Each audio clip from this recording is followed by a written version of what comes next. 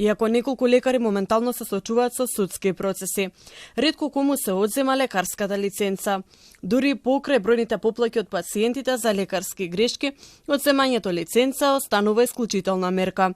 Во Македонија во последните 20 години одземени се лиценци само на 20 доктори. Според македонските закони, тоа е можно само по правосилна судска пресуда, со докажана врска меѓу стручниот пропуст и фаталниот исход. Дополнително, министерот за здравство има право во исклучителни случаеви да покрене постапка за одземање лиценца.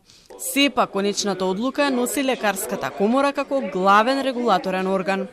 Од одземени по судска пресуда имаме за овие последниве 10 години една одземена трајна лиценца.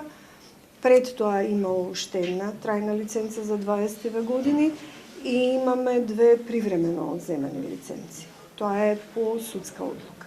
Денес пак беа доделени нови лиценци, продолжувајќи ја долгогодишната пракса на регулација на лекарската професија. Годинава обновуваме лиценци на оние што почнаме од први на 1500 лекари.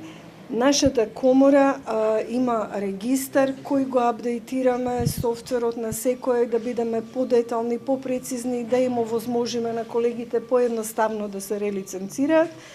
Активни лиценци имаме 9900. Првото официјално лиценцирање во Македонија беше одобрено во 2004 година, а процесот се одвива во циклуси.